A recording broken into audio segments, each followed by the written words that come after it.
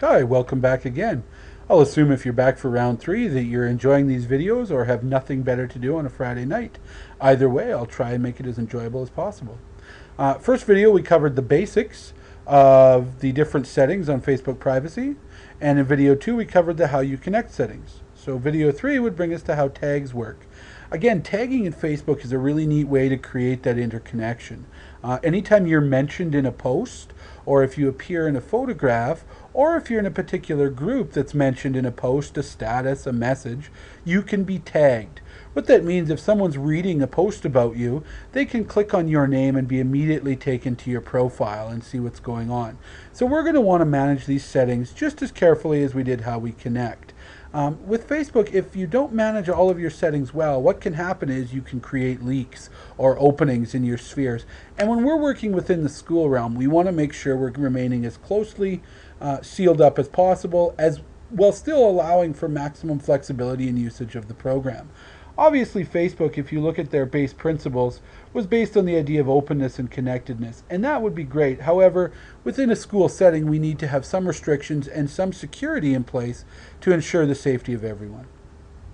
So profile review of posts, friends tag you in before they go to your profile.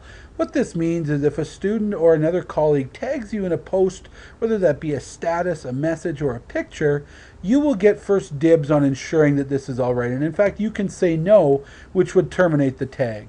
Obviously, you would still be mentioned in the post. That can't be taken away, but there would be no link directly to your profile. So we're going to want to make sure that's turned on.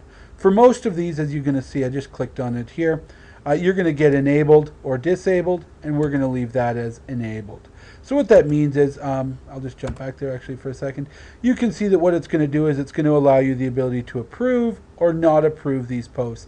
And if you don't approve them, what happens is that tag link will no longer be there. It won't remove your name from the post. So for example, if they want to say Milky's a smelly guy, I can't change that, but what I can prevent is them from being able to link directly to my profile.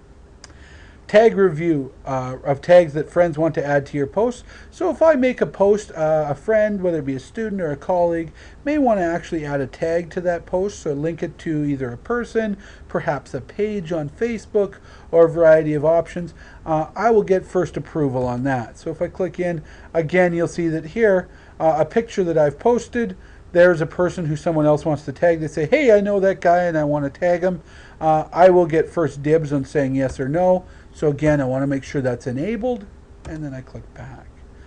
Maximum profile visibility of posts you've tagged in. So now once I've okayed something, what that means is who will actually be able to see that I've been tagged in a post?